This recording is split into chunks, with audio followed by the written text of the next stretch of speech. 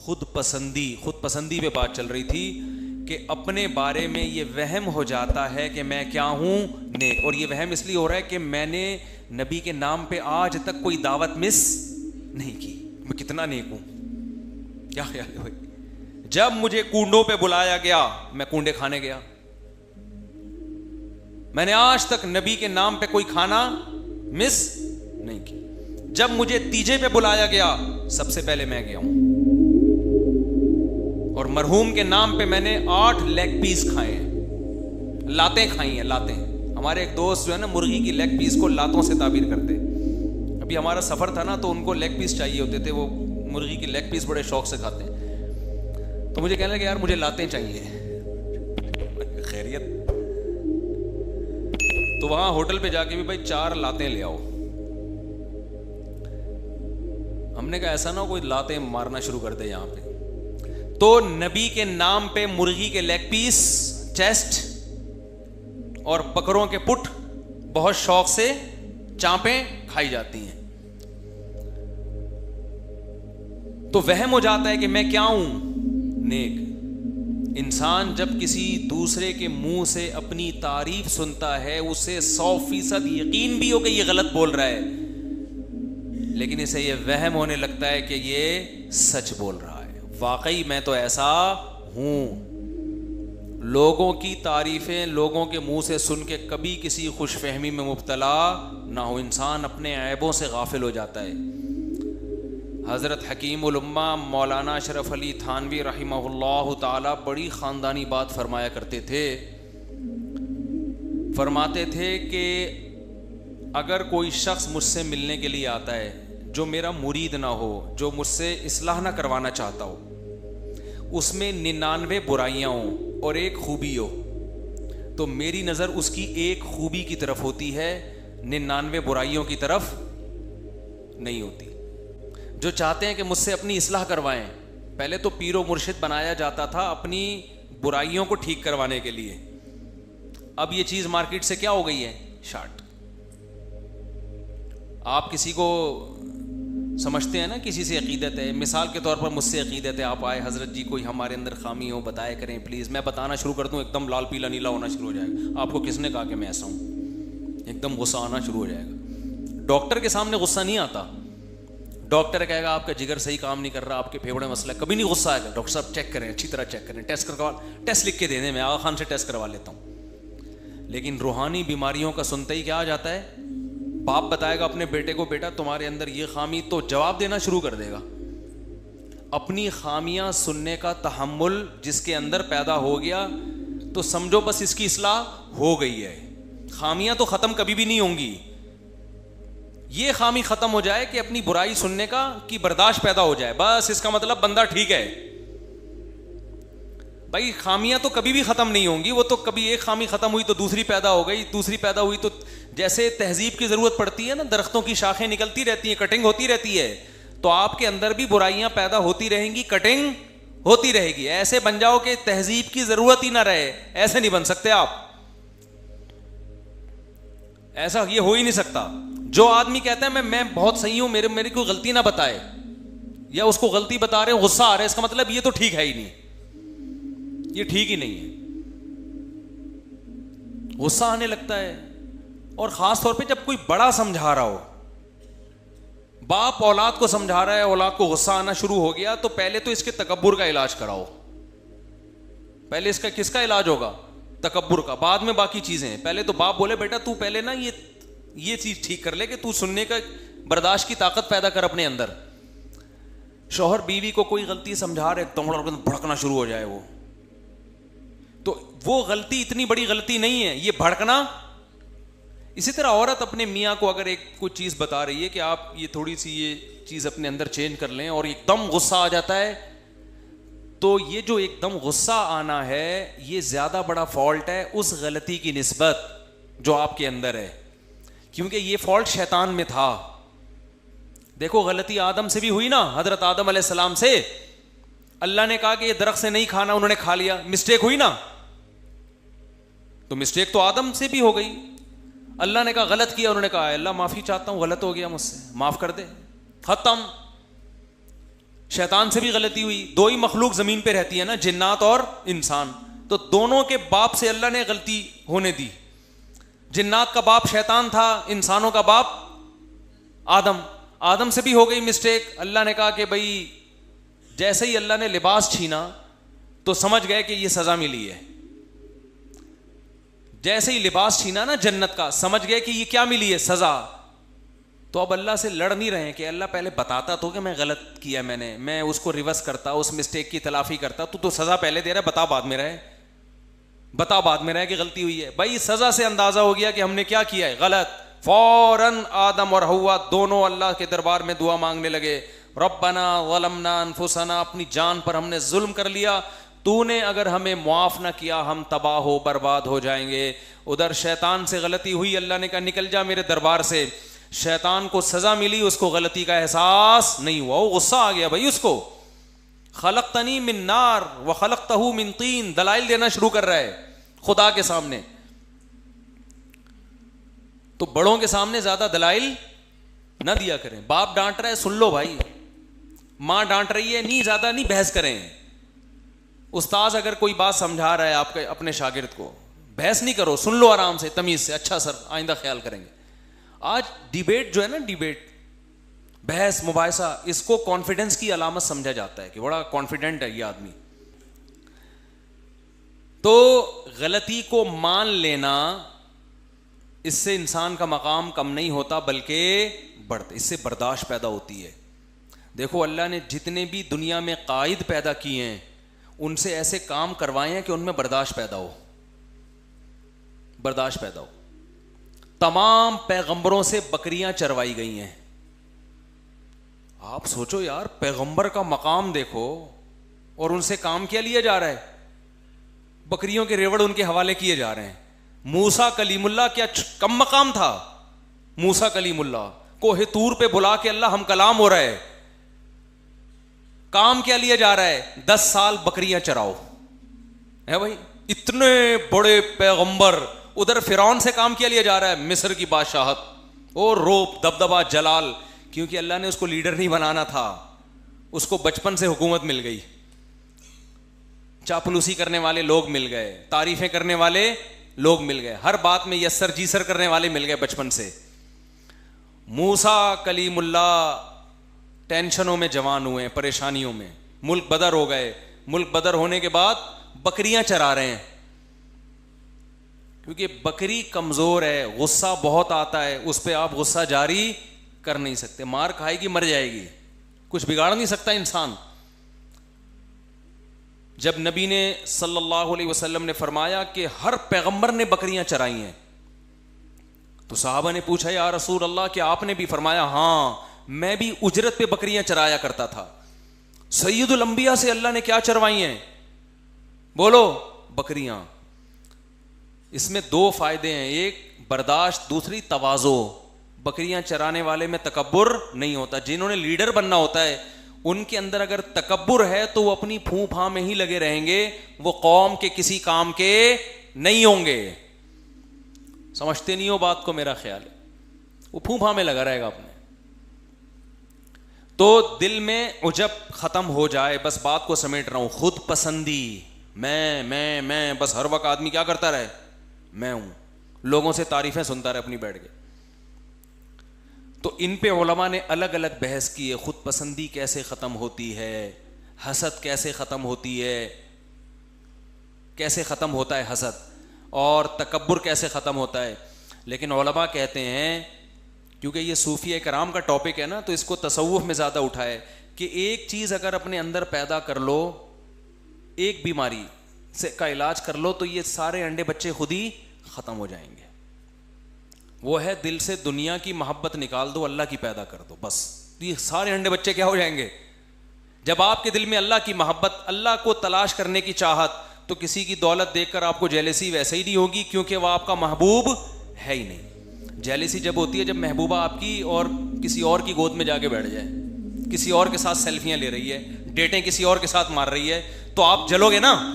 لیکن اگر وہ آپ کی دھتکاری بھی ہے, محبوبہ ہی نہیں ہے, بھاڑ میں جائے جہاں مرضی جا کے بیٹھے, تکلیف ہوگی آپ کو. بھائی دل کے ارماں آنسوؤں میں اس وقت بہتے ہیں جب ان کے بچے آپ کو ماموں کہتے ہیں.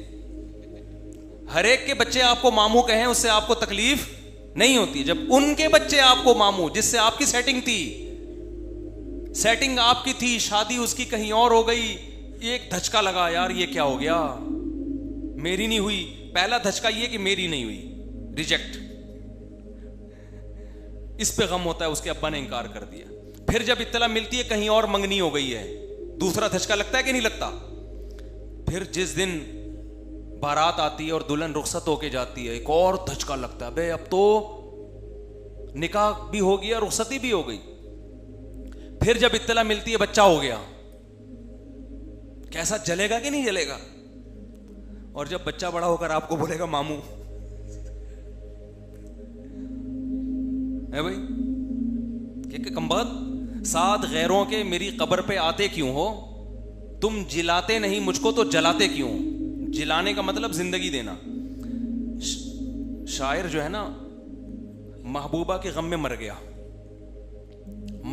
قبر میں چلا گیا, محبوبہ قبر پہ زیارت کے لیے آ رہی ہے, آئی بھی اپنے بھائی کے ساتھ.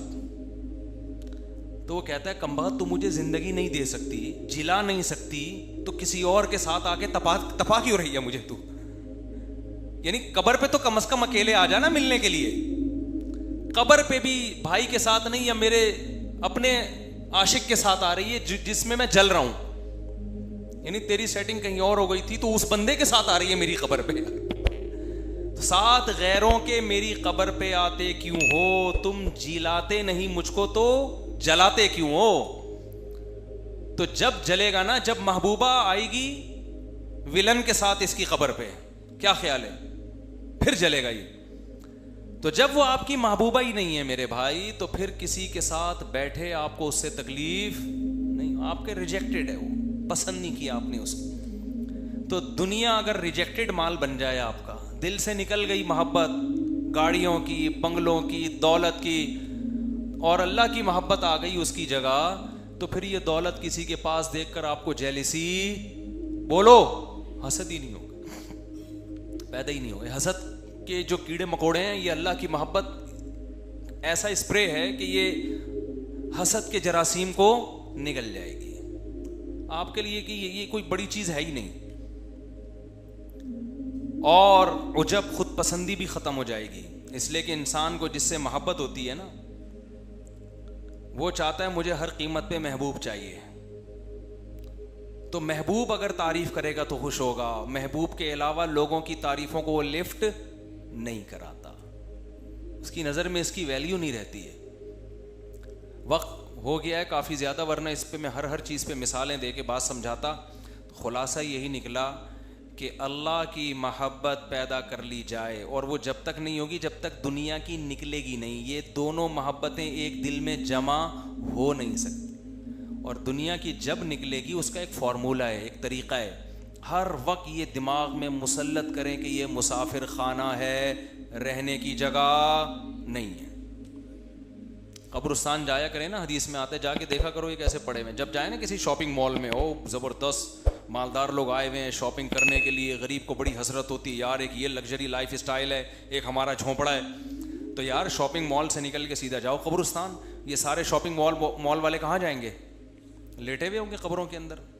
بڑے بڑے تھے اس میں, آپ ڈیفینس کے قبرستان چلا جاؤ اگر آپ کو رنگی ٹاؤن کا اچھا نہیں لگ رہا, ڈیفینس کے قبرستان جاؤ, کلفٹن کے قبرستان جاؤ, آپ کو لگے گا بھائی اورنگی ٹاؤن کے قبرستان میں اور ڈیفینس کے قبرستان میں اوپر سے تو فرق ہے, اندر سے کوئی فرق, اوپر تو ہوگا شاید کوئی تختیاں وختیاں لگی ہوئی ہوں گی, تو اندر سے سب جتنے کیڑے مچھر کالونی والے کی قبر پہ ہوتے ہیں اتنے ہی کیڑے ڈیفینس کے اندر جو لیٹا ہوا ہے اس کی لاش پہ بھی اتنے ہی کیڑے. ملیر کینٹ ڈیفینس اور اللہ بھلا کرے کلفٹن, گلشن اقبال, قبرستان اندر سے سب کے ایک جیسے. ختم 2 دنوں کی کہانی ہے یار, گزر گئی گزران, کیا جھونپڑی کیا میدان, ختم ہونے والی دنیا ہے یہ, کیا کرنا ہے اسے دل لگا کے. لا احب الآفلین. ابراہیم علیہ السلام نے جب دیکھا نا سورج کو, ستارے کو دیکھا, تو کہا کہ شاید یہ میرا معبود ہے. جب وہ غائب ہو گیا تو فرمایا لا احب الآفلین, میں فنا ہونے والوں سے محبت نہیں کرتا. اور اللہ کی محبت پیدا ہوتی ہے ذکر اللہ کی کثرت سے. جب انسان عبادت کی کثرت کرتا ہے تو دل کس کی طرف مائل ہونا شروع ہو جاتا ہے؟ اللہ کی طرف سے, اور اللہ کے لیے قربانیاں دینے سے. قربانی کا مطلب اپنی خواہشات کے خلاف جب اللہ کے لیے چلیں گے تو دل اللہ کی محبت اس میں پیدا ہونا شروع ہو جائے گی. تو اس کا سب سے بڑا فائدہ دنیا میں ہوتا ہے. دنیا میں جو اللہ سے محبت کرتے ہیں جو فوراً فائدہ ملتا ہے وہ سکون قلب, اطمینان, ایسے مزے کی زندگی, خوشی راحت والی زندگی. ایسا قرآن کہتا ہے نا الا بذکر اللہ تطمئن القلوب. وہ کسی نے ایک ویڈیو شیئر کی کہ یورپ میں کسی کنٹری میں کوئی خودکشی کے لیے جا رہا ہے تو ایک دم کسی نے بچا لیا نا, اس کو قربانی دی بس ڈرائیور نے. تو لوگوں نے کمنٹس کیے ہوئے تھے دیکھو وہاں کے لوگ کتنے اچھے ہوتے ہیں, بس ڈرائیور نے بس روک کے جا کے پکڑ کے خودکشی سے روکا ہے. واقعی بڑا اچھا کام کیا, اپریشیٹ کرنا چاہیے. لیکن یہ نہیں دیکھ رہے کہ ایک خامخواہ میں خودکشی کر کیوں رہا ہے کوئی. اس معاشرے کے پازیٹیو پہلو کو تو دکھایا جا رہا ہے کہ اگر ہمارے یہاں کوئی کر رہا ہوتا تو بس ڈرائیور نہیں روکتا, بلکہ عین ممکن ہے بس کی وجہ سے خودکشی کر رہی. کوئی 4K میں بیٹھ جائے نا کراچی میں, جب تک وہ بس کے اندر ہے اس کا دل کرے گا میں خودکشی کر لوں, کھڑکی سے چھلانگ لگا لوں میں. وہ تو شکر ہے اترنے کے بعد پھر وہ سکون ملتا ہے تو خودکشی کے خیالات ختم. 4K یہاں کھڑی ہوئی تھی نیو کراچی میں, چلا ہی نہیں رہا تھا, بھرے جا رہا ہے ہل ہی نہیں رہا, بڑی بس ہے. تو لوگوں نے پیچھے ایسے ایسے باتیں شروع کر دی, کوئی کہہ رہا ہے تجھے اس کو نیمبو چٹاؤ نیمبو پھر یہ ہلے گا. ڈرائیور نا ایسے لگتا ہے پی پا کے بیٹھ گیا آرام سے, بس اسے کوئی غم نہیں ہوتا پیچھے کس پہ کیا گزر رہی ہے. تو ہمارے ہاں تو یعنی وہ جو بس ڈرائیور نے اس خاتون کو یا مرد کو جو بھی تھا اس کو خودکشی سے بچا لیا, بڑا اچھا کام کیا. انسانیت کو بچانا تو بہت بڑی عبادت ہے, موت سے بچانا. تو اس معاشرے کا یہ ایک پازیٹیو پہلو ہے. لیکن ایک بہت بڑا نیگیٹو بھی ہے کہ جہاں اتنے پازیٹیو لوگ رہتے ہوں جو اپنی جان پہ کھیل کے دوسروں کو بچا رہے ہوں, وہاں اتنے نیگیٹو پیدا کیسے ہو گئے جو خودکشی کرنا چاہتے ہوں. نہیں آ رہی بات سمجھ. اور جہاں ہم جیسے اتنے نیگیٹو لوگ رہتے ہوں اس کے باوجود بھی اتنے لوگ خودکشی نہیں کر رہے, تو کوئی خوبی ہے نا یہاں پہ. وہ خوبی یہ کہ یہاں اللہ ہے جو تسلیاں دیتا ہے, بے روزگاروں کو بھی تسلی دیتا ہے. رزق کس کے ہاتھ میں ہے؟ میرے ہاتھ میں. ہر سال امتحان میں فیل ہونے والوں کو بھی تسلی دیتا ہے کہ دیکھو کتنے لوگ جو چور تھے اور کیا بن گئے وہ پاکستان میں. کتنے لوگ کچھ بھی نہیں آتا تھا کہاں پہنچے ہوئے ہیں. تم تو فیل ہو گئے نا میڈیکل کالج میں, ڈاکٹر بن کے کیا کر لیتے تم. خیر یہ تو ایک میں مزاح کر رہا ہوں. حقیقت میں وہ ایک وہ ہے نا کہ ایک آدمی کا بچے کا تعارف کروا رہا تھا, یہ ڈاکٹر ہے, یہ فلاں ہے, یہ انجینئر ہے, یوں ہے. تو لوگوں نے کہا کہ اور یہ کیا ہے؟ اس نے کہا یہ چور ہے.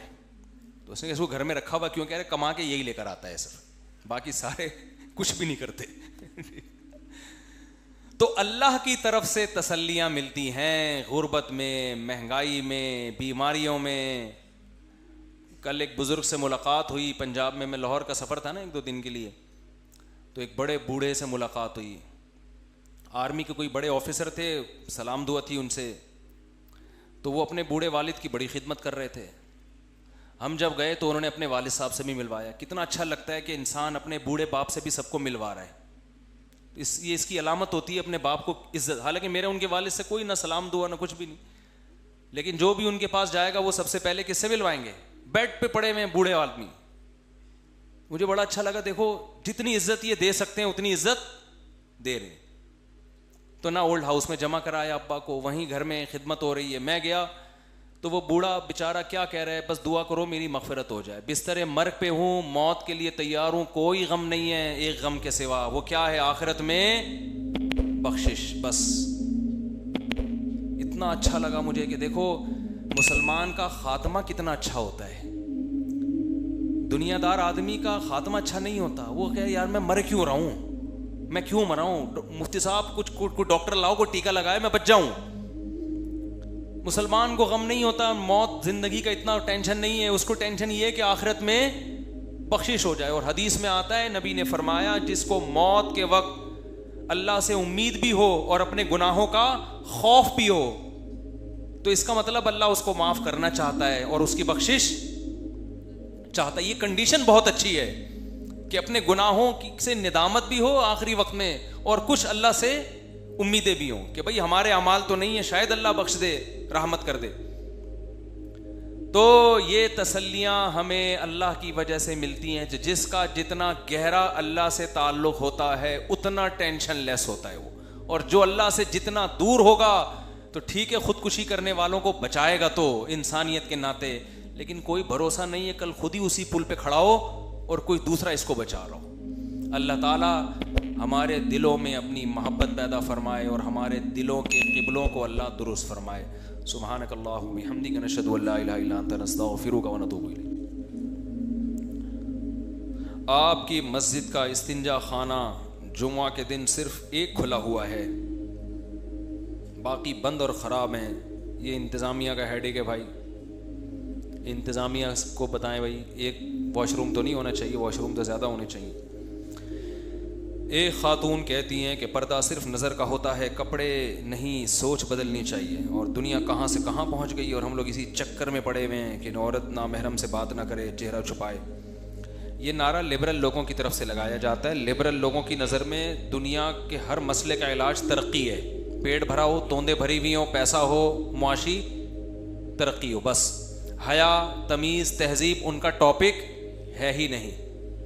اب آپ ڈاکٹر کے پاس گئے, آپ پیشنٹ ہیں, ڈاکٹر سے پوچھ رہے ہیں ڈاکٹر صاحب, کوئی خاتون اگر ڈاکٹر صاحب کے پاس جائیں اپنے گردے چیک کرانے, لنگس چیک کرانے, شوگر چیک کرانے, ڈاکٹر ان کو کیا بتائے گا بھئی یہ دوا کھاؤ, ان چیزوں سے پرہیز کرو.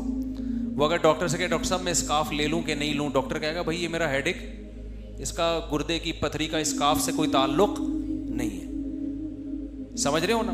تو دنیا ترقی کر رہی ہے, چاند پہ جا رہی ہے, مریخ پہ جانے کی باتیں ہو رہی ہیں. ان کے سامنے آخرت ہے ہی نہیں کہ خدا بھی ہے, کچھ اس کے بھی تقاضے ہیں, اس کو خوش کرنا ہے. یہ چاند جس پہ آپ گئے ہو یہ بھی کس نے بنایا ہے؟ خدا نے بنایا ہے, اور وہ جب چاہے 2 منٹ میں تمہیں برباد کر سکتا ہے. یہ ساری ترقیاں چند سیکنڈ میں ڈھیر ہو جائیں گی اگر اللہ چاہے. تو جن کا یہ عقیدہ ہے کہ اس کائنات کو بنانے والا کوئی اور ہے, اس کو بھی ہمیں خوش رکھنا ہے. پیٹ بھرا ہوا دنیا کا ہر مسئلے کا حل نہیں ہے, معاشی ترقی دنیا کے ہر مسئلے کا حل نہیں ہے. خدا کو بھی راضی کرنا ہے, موت کے بعد کی زندگی ہے. تو جو موت کے بعد کی زندگی کے قائل ہیں وہ حیا اور شرم کے بھی قائل ہیں, کیونکہ اللہ بے حیائی کو پسند نہیں کرتا. یہ اللہ کا مسئلہ ہے کہ بے حیائی ہونی چاہیے کہ نہیں ہونی چاہیے, یہ ہمارے اور آپ کے مسائل نہیں ہے, یہ اللہ کا مسئلہ ہے. اللہ زنا کو پسند نہیں کرتا اور زنا کی طرف جانے کے تمام دروازوں کو بند کرتا ہے. اسی لیے اللہ نے عورت کو حجاب کا حکم دیا, پردے کا حکم دیا. جن معاشروں میں پردہ نہیں ہے وہاں زنا عام ہے. لوگ یورپ کی مثالیں دیتے ہیں تو وہاں تو زنا اتنا زیادہ ہے کہ 40 سال کی عمر میں جب کوئی جا کے شادی کرتا ہے تو اس سے پہلے ہزاروں دفعہ بدکاریاں اور زنا کر چکا ہوتا ہے وہ. تو انہوں نے تو معاشرے میں اس کو ایکسیپٹ کر لیا, بھائی اگر کر لیا ہے, یہ لڑکا ہے, یہ لڑکی ہے, بغیر نکاح کے ہو گیا تو کیا ہے. تو ان کے یہاں تو یہ مسئلہ ہی نہیں ہے. تو وہ اللہ ان سے خود ہی نمٹ لے گا, آخرت میں نمٹے گا اللہ تعالیٰ. تو جن کا آخرت پر یقین ہے یہ ان کے مسائل ہیں, تو ان کو حجاب بھی لینا پڑے گا, پردہ بھی کرنا پڑے گا. بلکہ اسلام تو دیور سے بھی پردے کا حکم دیتا ہے, بہنوئی سے بھی پردے کا حکم دیتا ہے. تو یہ ساری ٹینشنیں ان لوگوں کے لیے ہیں جو موت کے بعد کی زندگی کے قائل ہیں. اگر آپ مرنے کے بعد کی زندگی کے قائل نہیں ہیں تو بھائی جتنے لباس کا تکلف کیا ہوا ہے وہ بھی چھوڑ دیں آپ, اس کی بھی بالکل ضرورت نہیں. خام خامے بلا وجہ ایک چڈی بنیان میں بھی کیوں گھوم رہے ہو آپ؟ کیا ہو جاتا ہے؟ آپ کہہ سکتے برا لگتا ہے, جب سب کریں گے تو برا نہیں لگے گا. تو لباس لیس ہو جاؤ بالکل, تو اس لیے ضرورت ہی نہیں ہے. اچھا بھائی گھریلو جھگڑے کی وجہ سے میرے شوہر نے مجھے ایک ساتھ 3 مرتبہ طلاق دے دی. طلاق کے 10 سے 11 مہینے بعد میں نے اپنے سابقہ شوہر کے ساتھ دوبارہ نکاح کرنے کا سوچا. اچھا بھائی عدت کے دوران میں نے اپنے سابقہ شوہر کے ساتھ نکاح کیا, کسی دوسرے مرد سے انہوں نے نکاح کیا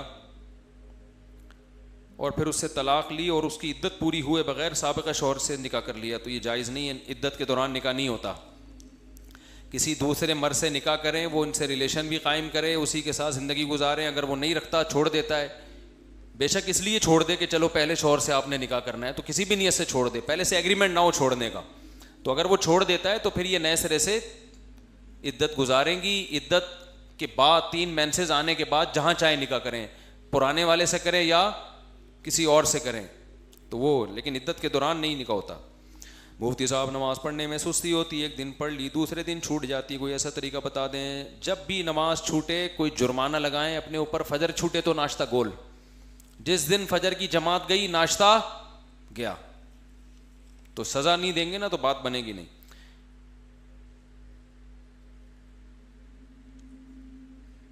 ایک شخص نے کسی عورت سے بدکاری کی اور حمل ٹھہرنے کے بعد 7 ماہ بعد اسی سے نکاح کر لیا. نہیں، وہ بچہ حلال نہیں ہوگا. جب پیدا ہوگا تو ظاہر ہے تو وہ تو یعنی 2-3 مہینے بعد بچہ پیدا ہو جائے گا، تو حمل کی کم سے کم مدت تو 6 مہینے ہوتی ہے، تو یہ حلال بچہ نہیں کہلائے گا. اس بچے کا نہ باپ سے نسب ثابت ہوگا، نہ آئی ڈی کارڈ میں باپ کا نام ڈال سکتے ہیں، نہ نادرہ میں، نہ اس کو وراثت ملے گی باپ سے. اس کے سارے حقوق ماں سے متعلق ہوں گے. سمجھتے ہیں؟ اسلام میں نکاح سے نسب پیدا ہوتا ہے، زنا سے نسب، رشتے زنا سے اسلام مانتا ہی نہیں ہے. تو زانی کا جو اب یورپ میں ایسا ہو رہا ہے، لوگ مسائل پوچھتے ہیں. اب چونکہ وہاں بہت سے مسلمان بگڑ گئے ہیں، بہت سے صحیح بھی ہیں الحمدللہ، بہت سے بگڑ بھی گئے ہیں. تو گرل فرینڈ سے بچہ پیدا ہو جاتا ہے، پھر اسی گرل فرینڈ سے نکاح بھی کر لیتے ہیں، اسی بچے کو میں ولدیت کا اپنا نام ڈال دیتے ہیں. تو اسلام آپ کو اس کی اجازت نہیں دیتا. زانی حرام پانی سے پیدا ہونے والے بچے میں کو اپنا باپ، اپنا بیٹا نہیں کہہ سکتا، نہ اس کو وراثت ملے گی. تو یہ بہت اہم مسئلہ ہے. آج کل یہ گوروں کو دیکھ دیکھ کے ہمارے یہاں بھی عام ہوتا جا رہا ہے. گرل فرینڈ سے جو بچہ پیدا ہوتا ہے، جو زنا کرنے والا ہے اس لڑکی سے، وہ اس بچے کا باپ نہیں ہوتا. سمجھتے ہو؟ بچے کا باپ نہیں ہوتا. گدھے کے یہاں جو بچہ پیدا ہوتا ہے، گدھا اس کا باپ ہوتا ہے؟ کیونکہ گدھی سے شادی کے بغیر پیدا ہوا ہے نا. تو جیسے گدھے کا باپ نہیں ہوتا، کیوں؟ اس لیے کہ نکاح نہیں ہوا ہے. تو جہاں بھی نکاح نہیں ہوگا تو وہ باپ بھی گدھا ہے، اور اس کو بھی شریعت میں کہیں بھی ڈاکومنٹ میں اپنا باپ شو کرنے کی اجازت نہیں، کیونکہ اس نے کام، بچے کا تو بیچارے کا قصور نہیں ہے، اس کو تو ہم برا نہیں کہہ سکتے، لیکن قصور باپ کا تو ہے نا، کہ اس نے کیوں بغیر نکاح کے نسل پیدا کی ہے. تو اس لیے شریعت میں کہیں ڈاکومنٹ میں اس کو باپ کی جگہ نہیں شو کر سکتے، نہ اس کا وراثت میں حصہ ہے. وہ سارے حقوق اس کو ماں سے ملیں گے. حضرت عیسیٰ کے بعد جو زمانہ گزرا ہے، اس میں کوئی نبی اگر نہیں آیا تو اس وقت جو لوگ موجود تھے وہ جنت میں جائیں گے یا دوزخ میں؟ جو بنی اسرائیل کے لوگ تھے ان پر تو پابند تھے کہ وہ حضرت عیسیٰ پہ ایمان لے کر آئیں. جو عیسیٰ پہ ایمان نہیں لائے وہ جہنم میں جائیں گے، کیونکہ انہوں نے نبی کا انکار کیا، جو نبی اللہ نے بنی اسرائیل میں بھیجے. اور ان کے علاوہ جو دنیا میں قومیں گزری ہیں ان سے توحید کے بارے میں سوال ہوگا، پیغمبروں کے بارے میں سوال نہیں ہوگا. حضرت عیسیٰ کے بارے میں اور توحید کے بارے میں ہوگا کہ ایک خدا کو مانا کہ نہیں مانا. جو شرک پہ مرے وہ تو جہنم میں جائیں گے، جو شرک پہ نہیں مرے تو وہ جہنم میں نہیں جائیں گے. مفتی صاحب، قیامت کے دن مردے قبروں سے کس طرح نکلیں گے اور کہاں دوڑیں گے؟ میدان حشر کی طرف دوڑیں گے. ایک روایت میں آتا ہے جیسے ہم گھاس پہ بیٹھے ہوتے ہیں نا، جب اٹھتے ہیں تو ایک ایک تنکا کیسے اٹھتا ہے گھاس کا، ایسے مردے قبروں سے اکھڑنا شروع ہوں گے. فَإِذَا هُمْ قِيَامٌ يَنْظُرُونَ، اچانک نکلیں گے، اچانک. یہ کام آنن فانن ہوگا. تو اللہ اس عمل کو نا ریورس کر دے گا، جہاں جہاں جس کے اجزاء ہوں گے جمع کر کے اللہ انسان بنائیں گے اس کو. اب میدان حشر کہاں لگے گا یہ اللہ ہی بہتر جانتا ہے. بعض حضرات کہتے ہیں عرفات کا میدان اس کا مرکز ہوگا، بہرحال یہ اللہ جانتا ہے. اچھا بھائی، مفتی صاحب توحید اور شرک پر تفصیلاً بیان کریں. آپ کے توحید کے بیانات سے لوگ شرک و بدعت سے دور ہو رہے ہیں. اچھی بات ہے. مفتی صاحب، حق مہر کی شرعی حیثیت کیا ہے؟ بیوی کو کب دینا ہوتا ہے؟ کیا معاف بھی کرا سکتے ہیں؟ حق مہر رکھنا لازمی ہے. نکاح تو اس کے بغیر بھی ہو جائے گا، مگر مہر پھر بھی شوہر پہ واجب ہوگا. ہاں، واجب ہونے کے بعد بیوی معاف کر دے تو اس کی مرضی ہے، لیکن دل کی خوشی سے معاف کرے، دباؤ میں آ کے معاف نہ کرے. پورا مہر معاف کر دے، آدھا معاف کر دے، اس کی مرضی. دینا کب واجب ہے؟ جب بیوی مانگے. نہ مانگے ساری زندگی تو نہ دیں، مانگ لے تو اسی وقت دے دیں. بہتر تو یہ بغیر مانگے دے دیں. کیا خیال ہے؟ اب مہر اتنا زیادہ ہوتا ہے، آدمی کو پتہ ہے میں ہی گروی بینک میں رکھ کے اتنا قرضہ نکل سکتا ہے. میں نہیں، گاؤں دیہاتوں میں بہت زیادہ مہر ہوتا ہے.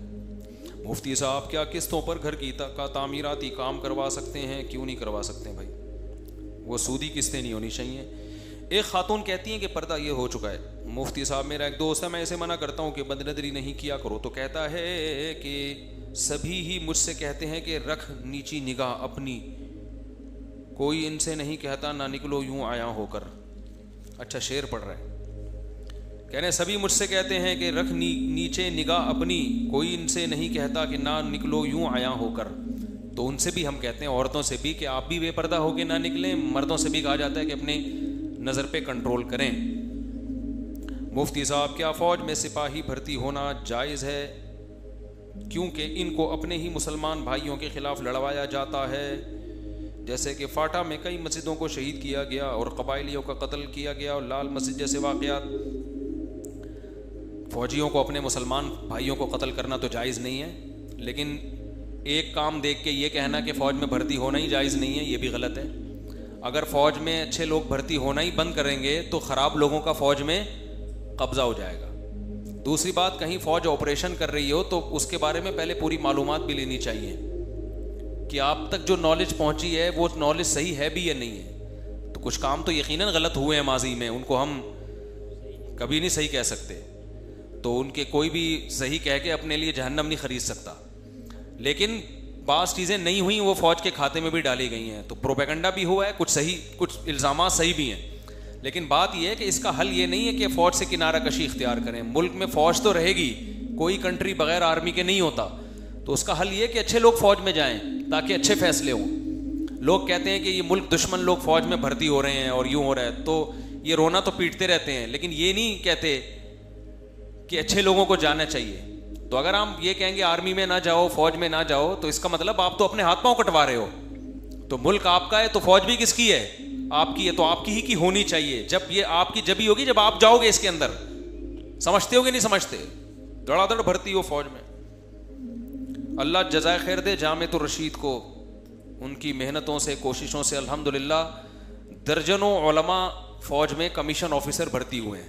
30-32 تو جامعۃ الرشید کے طلباء ہیں جو فوج میں کمیشن آفیسر بھرتی ہوئے ہیں.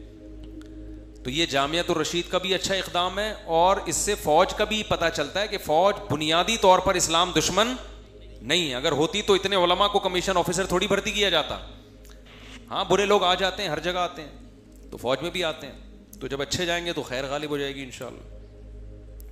تبلیغ والوں سے ایک دن میں نے کہا یار تم لوگ یہ کر رہے ہیں, بعض تبلیغی ایسے ہوتے ہیں, انہوں نے کہا آپ آ جاؤ تبلیغ میں, ٹھیک ہے نا, آپ وقت لگاؤ. تو یہ چیزیں آپ اگر سمجھ رہے ہو کچھ غلط ہو رہا ہے تو علماء جائیں نا.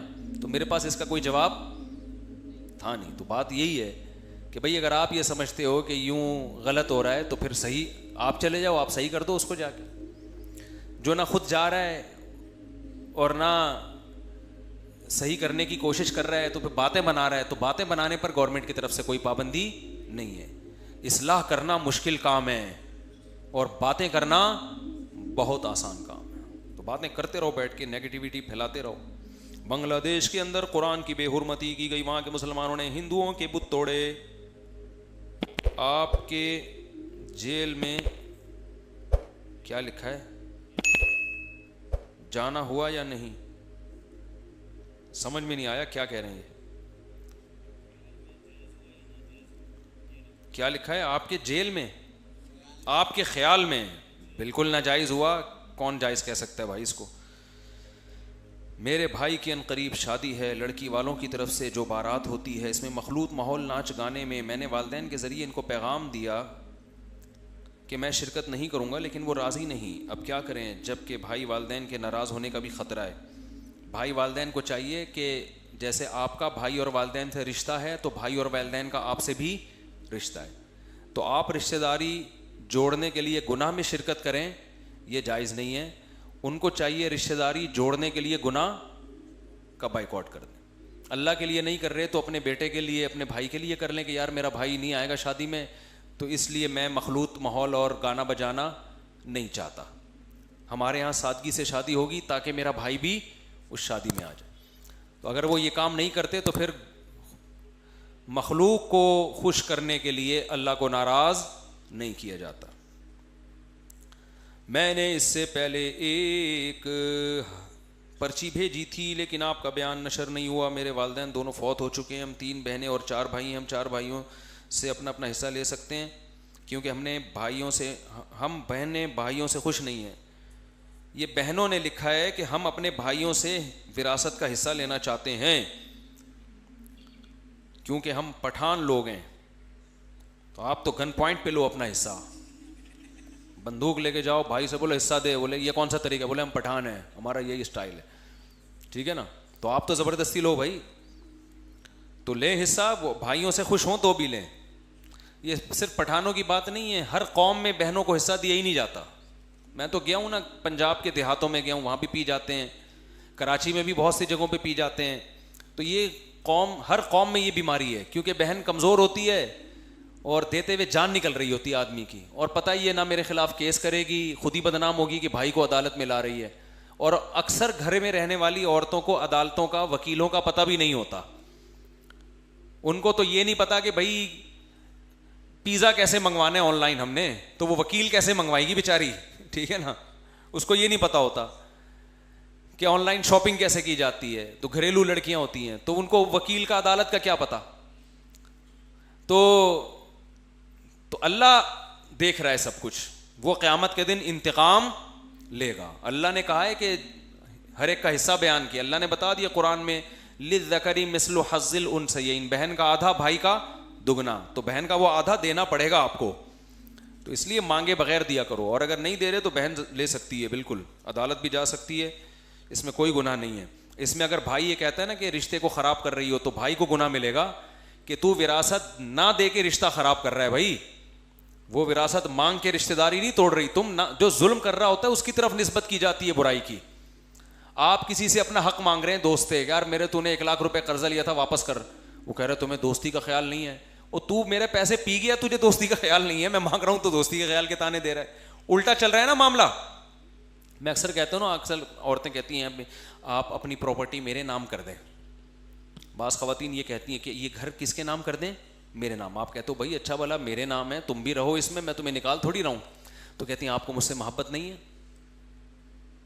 کہ آپ مجھ پہ اطمینان نہیں ہے, اعتماد نہیں ہے. تو بیچارہ مرد ڈر جاتا ہے, یار محبت تو ہے, اطمینان بھی ہے, اعتماد بھی ہے, کوئی بھاگ نہیں رہی, چلو میں تمہارے نام کر دوں. تو جب بیگم یہ کہا کرے یہ گھر میرے نام کر دیں, اور جواب میں کہے آپ کو مجھ سے محبت نہیں ہے, تو آپ کو بہت محبت ہے اور تمہیں بھی محبت ہے, لہذا پہلے تمہیں جو ابا سے ملنے والا ہے نا, وہ پہلے سے وصیت میرے نام لکھ دو, کہ چونکہ مجھے اپنے میاں سے بہت محبت ہے, لہذا مجھے جو اپنے ابا سے وہ فلاں پلاٹ ملا ہے وہ آج سے کس کے نام, کیا خیال ہے بھائی, میرے نام. تو محبت میں جو پہلے دعویٰ کرتا ہے نا, اس کا حق ہے کہ پہلے وہ محبت کو ثابت کرو. تو جو آئی لو یو پہلے بولے گا وہ پھنسے گا, حقیقت ہے. اور جب آئی لو یو بولا جاتا ہے تو کچھ لیا نہیں جاتا, دیا جاتا ہے. جو بولے گا, تو بیگم کہتی ہے مجھے آپ سے بہت محبت ہے, اپنی پراپرٹی میرے نام کر دیں. آپ اس کو, میں نے مان لیا کہ تمہیں مجھ سے بہت محبت ہے, میں تمہیں جھوٹا نہیں سمجھتا, قسم اٹھانے کی بھی ضرورت نہیں ہے, تم نے بالکل سچ کہا ہے, اور اسے ثابت کرنے کے لیے اپنا پلاٹ میرے نام کر دو, یا اپنا زیور یہ مجھے پکڑا دو. عجیب سیٹ اپ چل رہا ہے یار. اور اب تو قیامت قریب ہے نا, الٹے ہو رہے ہیں معاملات. تو ایسے کیسز آ رہے ہیں, بیوی کما رہی ہے, پراپرٹی بھی بیوی کی, میاں گھر داماد پل رہا ہے بیگم کے خرچوں پہ. اب تو سیٹ اپ یہ چل رہا ہے مارکیٹ میں. کبھی کبھار تو پہلے بھی ہوتا تھا, لیکن اب زیادہ تر یہی شروع ہو گیا ہے.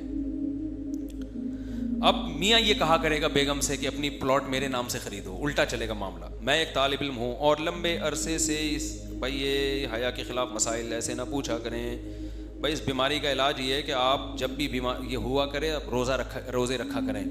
ڈاکٹر کو بھی بتائیں, کوئی جو نفسیاتی ڈاکٹر بھی اس کا علاج کرتے ہیں اس بیماری کا,